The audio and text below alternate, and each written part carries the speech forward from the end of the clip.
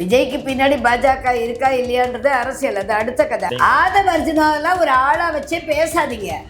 அவருக்கு என்ன அனுபவம் இருக்கு, அவருக்கு என்ன தெரியும்? முதல்ல பைத்தியகாரத்தனமெல்லாம் இப்போ நீ ஆயுத பூஜை கொண்டாடி, அது மாத்திரம் நியாயமா? இப்போ 14 நாள் காரியம் எனக்கு, இந்த 14 நாள் உனக்கு துக்கம், நீ ஆயுத பூஜை கொண்டாடி இருக்கக்கூடாது, நீ அதே பண்ண ஏங்க? அதுதான் சொல்றேங்க, ஒரு சினிமா நடிகருக்கு கண்டிப்பா கூட்டம் வருங்க. இப்ப நயன்தாரா வந்தாங்க, எவ்வளவு கூட்டம் வந்தது? இல்ல ஒரு நிமிஷம் இருங்க.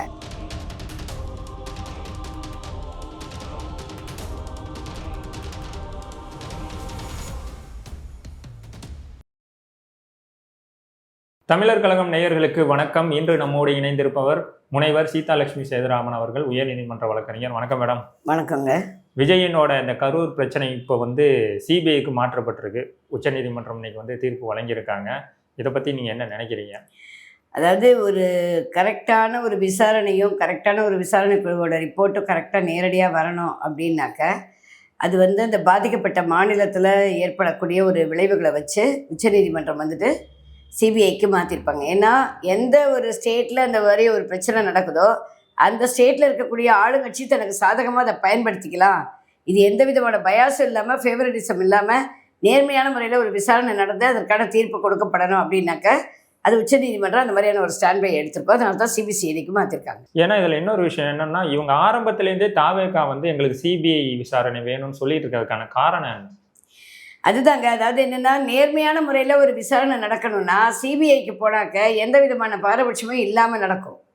இதே ஒரு ஸ்டேட்டில் ஒரு விசாரணை நடக்குதுன்னா, இப்போ எவ்வளோ வழக்குகளை நம்ம பார்த்துருக்கோம். கொலை வழக்குகள், லாக்அப் டெத்து எல்லாமே பார்த்துருக்கோம்.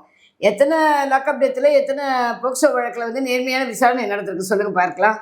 மாநில அரசோட காவல்துறை அந்த அளவுக்கு கட்டுப்பாடு இல்லாமல் கட்டுப்பாடை இழந்து நிற்கிறாங்க. அப்படி இருக்கும்போது இங்கே இப்படிப்பட்ட ஒரு சம்பவத்தை கொடுத்தாக்க இவங்க சரியான முறையில் நடக்குமான்றது தெரியாது. அதனால தான் இவங்க உச்சநீதிமன்றத்தை அன்னைக்கு கேட்குறாங்க, எங்களுக்கு சிபிஐ விசாரணை கொடுங்கன்னு. நீதிமன்றம் இங்கே கரெக்டான விசாரணையை எடுத்துக்கும். ஆனால் நீதிமன்றத்தை பொறுத்தளவில் ரிப்போர்ட்ஸ் என்ன சப்மிட் பண்ணுறாங்களோ போலீஸு, அதை பேஸ் பண்ணி தான் அவங்க போவாங்க. அப்போ அதுக்கு அடுத்தபடியே எங்கே போக முடியும்? உச்சநீதிமன்றம்.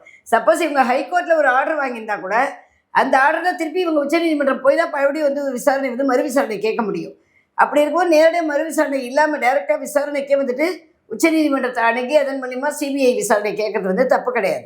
ஸோ தாராளமாக கேட்கலாம். நிறைய வழக்குகளில் அது கொடுக்கப்பட்டிருக்கு. இன்னொரு விமர்சனமும் வைக்கப்படுது, சிபிஐக்கு வழக்கு மாற்றப்பட்டால் அது மத்தியில் அரசும் ஆளும் அரசுக்கு வாய்ஸாக தான் அது இருக்கும் அப்படிங்கிற பொழுது விஜயின் பின்னால் பாஜக இருக்குதா அப்படிங்கிற ஒரு கேள்வி கேட்கப்படுது. விஜய்க்கு பின்னாடி பாஜக இருக்கா இல்லையான்றது அரசியல், அது அடுத்த கதை. ஆனால் சிபிஐ நேர்மையான முறையில் தான் வழக்கை விசாரிக்கும். ஏன்னா நிறைய வழக்குகளில் நம்ம பார்க்குறோம்.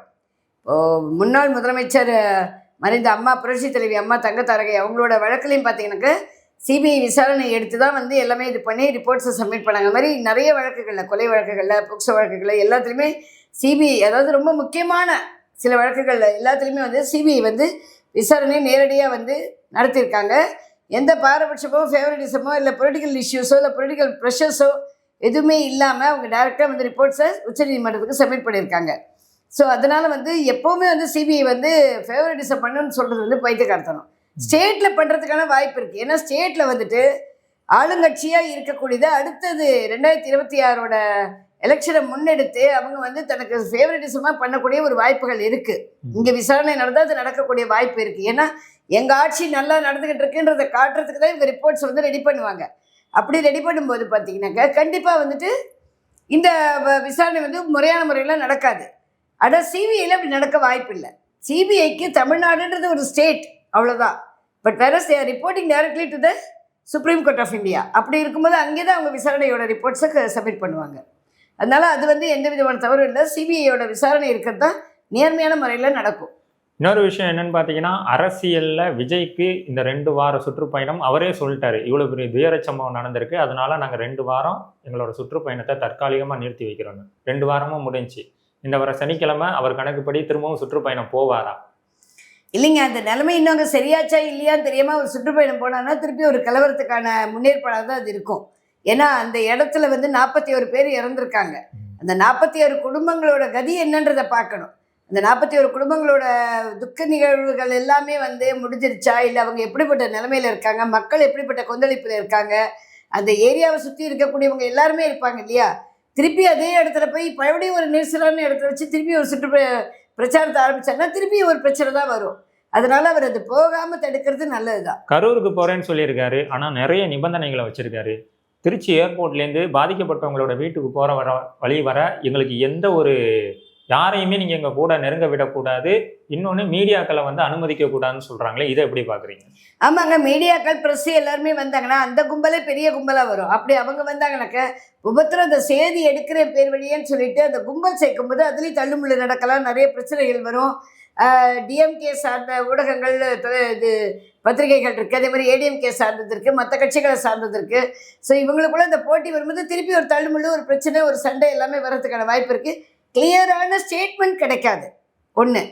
இன்னொன்று, அவர் திருச்சி ஏர்போர்ட்லேருந்து அந்த பாதிக்கப்பட்ட இடம் வரைக்கும் போகிறாரு, அவருக்கு பாதுகாப்பு வேணும்னா கண்டிப்பாக வேணும். இன்னொரு விஷயம் என்ன சொல்லப்படுதுன்னா, ஆதவ அர்ஜுனா சொல்றாரு, நாங்கள் ஏன் இவ்வளோ நாள் வாய் திறந்து பேசலைன்னா இறந்தவங்க வீட்டில் 16ஆம் நாள் காரியம் முடிஞ்சதுக்கு அப்புறம் தான் நாங்கள் இதை பற்றி பேசுவோம் அப்படின்னு. ஆதவ அர்ஜுனாவெல்லாம் ஒரு ஆளாக வச்சே பேசாதீங்க.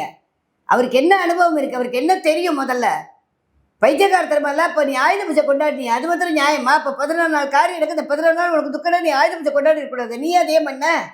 அப்படிலாம் கிடையாது. இறந்தவங்க வீட்டுக்கு இவர் போகலை, அவ்வளோதான். இப்போ ஆதவ அர்ஜுனாலாம் வந்து ஒரு அரசியல ஒரு முக்கியமான புள்ளியும் கிடையாது, அவரை யாரும் அந்த அளவுக்கு கன்சிடர் பண்ணுறது கிடையாது. அவரை பேசி பேசி உருவாக்கினதுனால தான் ஆதவ அர்ஜுனான்ற பேர், புஷி ஆனந்துன்ற பேரு வெளியில தெரியும், நிர்மல் குமார்ன்ற பேர்லாம் வெளியில தெரியும். இல்லாட்டா அவங்களெல்லாம் யாருன்னே தெரியாது யாருக்குமே. அப்ப விஜய் மட்டும் தான் தாவேகாவின் முகமா இருக்காரா? விஜய் மாத்திரம் தாங்க தாவேகாவோட முகம். புஷி ஆனந்த் யாருங்க? நீங்களே சொல்லுங்க. புஷி ஆனந்த் யாரு? எத்தனை எலெக்ஷன் அவர் இது வரைக்கும் பார்த்துருக்காரு? எத்தனை தடவை எம்எல்ஏ இருந்திருக்காரு? எத்தனை தடவை மினிஸ்டர் இருந்திருக்காரு? என்ன அவர் கொண்டு வந்திருக்காரு? என்ன அஜெண்டா அவரோடது? ஒண்ணுமே கிடையாதுங்க அவருக்கு. அவர் போனது ஒரு எலெக்ஷனு, அந்த ஒரு எலெக்ஷனையும் லீஸ்ட் ஓட்டு எடுத்து வின் பண்ணார், அவ்வளவுதான். இருக்கிற எம்எல்ஏக்களையே லீஸ்ட் ஓட்டு எடுத்தவர் அவர் தான் சொல்றாங்க. அப்படி இருக்கும்போது அவருக்கு என்னங்க அரசியல் அனுபவம் இருக்கும்? விஜய் பண்ண ஒரு பெரிய தப்பு என்னன்னா, இந்த மாதிரியான ஆட்களை வச்சு அவர் கட்சியை ஆரம்பிச்சதுதான் தப்பு.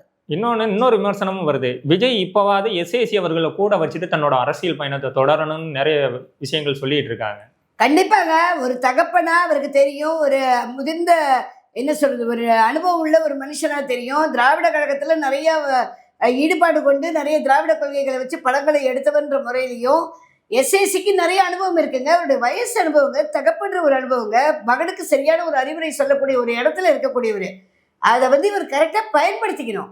இன்னமும் ஒரு தகப்பனோட வார்த்தையை கேட்காம, அந்த அட்வைஸை கேட்காம இவர் தன்னிச்சையாக தன்கிட்ட இருக்கக்கூடிய 4 பேரை வச்சு செயல்பாடு நடத்தினார்னா அது அவரே அழிச்சுக்கிறதுக்கான வழிதான். இந்த கரூர்ல இழந்த 41 குடும்பங்களையும் தத்தெடுக்க போறார் விஜய் அப்படிங்கிற ஒரு விஷயத்த ஆதவ அர்ஜுனா சொல்லியிருக்காரு. விஜய் சொன்னாரா? ஆதவ அர்ஜுனா 1000 வார்த்தை பேசுவாருங்க. அதுதான் சொல்லிட்டேன், ஆதவ அர்ஜுனால ஒரு ஆளே கிடையாதுங்க. அவரெல்லாம் ஒரு கன்சிடர் பண்ணி பேசவே கூடாது. ஆதவ அர்ஜுனா யாருங்க? இருங்க, ஆதவ அர்ஜுனா ஏதாவது கட்சியில பொறுப்புல இருந்திருக்காரா? இல்லை ஏதாவது எம்எல்ஏ எலெக்ஷனு, இல்லை எம்சி எலெக்ஷனு, சரியா, இல்லை ஒரு வார்டு எலெக்ஷன், எதுலையா ஒன்றுத்துல வந்து அவர் தன்னை வந்து முதன்மைப்படுத்தி அதில் ஜெயிச்சு வந்திருக்காரா? மக்களுக்கு ஏதாவது செஞ்சிருக்காரா? அந்த தெருவில் இருக்கக்கூடிய ஒரு 2 பேர் 4 பேருக்காவது அவர் தெரிஞ்சிருக்குமே தவிர, மற்றபடி அந்த ஏரியாவில் ஆதவ அர்ஜுனான்னு கேட்டால் யாருக்கா தெரியுமா? நீ கார்ல வர்றதுனால நீ பெரிய ஆள் இல்லை, மக்கள்கிட்ட இறந்துருக்கியா? அதுதான் முக்கியம். அதனால ஆதவ அர்ஜுனா பேச்செல்லாம் மெயின் கிடையாது. இந்த வார்த்தையை வந்து விஜய் முன்னெடுத்து, நான் அந்த 41 இழந்த அந்த குடும்பத்தை நான் தத்தெடுத்துக் கொள்கிறேன், அந்த குடும்பத்தில் இறந்தவங்க இருந்தால் என்ன செய்வாங்களோ அதை நான் செய்கிறேன்னு அவர் ஓப்பனாக மீடியாவில் ப்ரெஸ்ஸில் ஸ்டேட்மெண்ட் கொடுத்தாலொழிய அது உண்மை கிடையாது. ஓகே, விஜய் இனிமே அவரோட அரசியல் பயணத்தை எப்படி தொடரணும்? அவர் கரெக்டான ஒரு அணுகுமுறையை வச்சுக்கிடுங்க. அவருக்கு அனுபவம் வாய்ந்தவர்களை வச்சு அவர்கள் மூலியமான ஒரு அறிவுரையை எடுத்து அரசியல்னா என்னன்னு முதல்ல தெரிஞ்சுக்கணுங்க. முதல்ல அதை கேட்கல, மெயினா நான் என்ன கேட்கிறேன்னா, சுற்றுப்பயணம் போறாரு, திரும்பவும் கூட்டம் கூடும், இதுல இருந்து அவர் இந்த மாதிரி அதுதாங்க. ஏதாவது அவர் வந்து தனியா சுற்றுப்பயணம் போறதோ இது பண்றதோ வந்து அட்வைசபிள் கிடையாதுங்க. அவர் சரியான ஒரு வழிமுறையை வகுத்து எந்த கட்சியிலையாவது அவர் கூட்டணி கட்சியாக இணைவார், கண்டிப்பாக இணைஞ்சுதான் ஆகணும். அப்படி இணையும் போது அந்த கட்சியோட கொள்கை கட்டுப்பாடுகளை வந்து இவர் ஏத்துக்கிட்டு அதன் மூலியமா இவர் பிரச்சாரம் போகும்போது அந்த முதன்மையான கட்சிகள் அவருக்கு உரிய பாதுகாப்பை சட்டப்படியாக வாங்கி கொடுக்கும். அதை வச்சுட்டு தான் அவர் அந்த பிரச்சாரத்துக்கு போடுமே தவிர, திருப்பி நான் வாசல்ல இறங்குறேன், நான் போனேன்னா எல்லாரும் என் பின்னாடி ஓடி வருவாங்கன்னாக்கா, அப்போ இது வந்து பிளான்டு மாதிரி தான் போகுது. C you know pretty well, நீங்கள் அங்கே போனீங்கன்னா அந்த இடத்துல அந்த கும்பல்கள் உங்களை பார்க்க வரும் தெரியும், இப்படி ஒரு அசம்பாவிதம் நடக்கும் தெரியும். அப்போ அதை அவாய்ட் பண்ணணும் இல்லையா? அதற்கான சரியான வழிமுறையை வகையை வந்து வகுத்துக்கிட்டு அதுக்கான வழியில தான் அவங்க போகணும். ஏன்னா 2026 எலெக்ஷனுக்கு இன்னும் டைம் இருக்குது. கண்டிப்பாக எல்லா கட்சிகளும் பிரச்சாரம் ஆரம்பிக்கும். அந்த சமயத்தில் காவல்துறை வந்து என்னென்ன வழிமுறைகள் கொடுக்கணுமோ அதை எல்லாருக்கும் வகுத்து கொடுப்பாங்க. அதை எல்லாருமே ஃபாலோ பண்ணுவாங்க. அதே மாதிரி இவரும் ஃபாலோ பண்ணோம். ஆனா மத்த தலைவருக்கும் விஜய்ங்கிற மாதிரியான ஒரு சூப்பர் ஸ்டாருக்கும் ஒரே மாதிரி பொருந்துமா அது? யாருங்க? Vijay super star. ஒரு பெரிய ஸ்டார்டம்ல இருக்காரு, இன்னைக்கு அவர் வந்தாலே அவ்வளவு கூட்டம் கூடுது இல்ல? ஏங்க அதுதான் சொல்றேங்க, ஒரு சினிமா நடிகருக்கு கண்டிப்பா கூட்டம் வருங்க. இப்ப நயன்தாரா வந்தாங்க, எவ்வளவு கூட்டம் வந்தது? மேடம் இல்ல ஒரு நிமிஷம் இருங்க. ஒண்ணுமே இல்ல, விந்தியா நடிகை அவங்க ஒரு பிரச்சாரத்துக்கு போனாங்க. ஏடிஎம்கேல வந்துட்டு நட்சத்திர பேச்சாளரா போனாங்க. அப்ப அவங்க பேச்சை கேட்கவும் நிறைய கும்பல் வந்ததா? செந்தில் நடிகர், காமெடி நடிகர் செந்தில், அவர் பிரச்சார கூட்டத்துக்கு போனார், அவருக்கு வந்ததா? வடிவேலு போனார், வந்ததா? நடிகர்கள்னாலே மக்களுக்கு ஒரு பரபரப்பு தாங்க.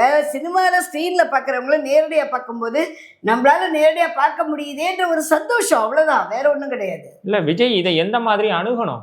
ஏன்னா இந்த மாதிரியான அசம்பாவிதம் நடந்திருக்கு, இனிமே இது மாதிரி நடக்கக்கூடாதுல்ல. அதுதாங்க, அதுக்கு தான் அவர் ஏதாவது ஒரு கட்சியில் கண்டிப்பாக கூட்டணியாக போவாருங்க. அந்த கூட்டணியாக போகக்கூடிய எந்த முதன்மை கட்சியோ, அது பாரதிய ஜனதாவாக இருக்கட்டும், இல்லை திராவிட முன்னேற்ற கழகமோ, இல்லை அனைத்து இந்திய அண்ணா திராவிட முன்னேற்ற கழகமோ, இல்லை காங்கிரஸோ, ஏதோ ஒன்று, எந்த கட்சியில் அவர் போகிறாரோ அந்த கட்சியில் எலெக்ஷன் பிரச்சாரத்துக்குன்னே ஒரு சில பைலாஸ் வச்சுருப்பாங்க. அந்த பைலாஸை இவருக்கும் கொடுப்பாங்க. இவர் அதை கரெக்டாக ஃபாலோ பண்ணணும். அதை விட்டுட்டு இவர் தனியாக வந்து என்கிட்ட தொண்டர்கள் இருக்காங்க, நான் கூட்டணி கட்சி தானே என் இஷ்டத்துக்கு பண்ணுவேன்னு பண்ணினா திருப்பி விளைவுகள் வந்தால் இவர் தான் சந்திக்கணும். ஓகே மேடம், கருத்துக்களை பயந்துக்கிட்டது நன்றி. ரொம்ப நன்றி.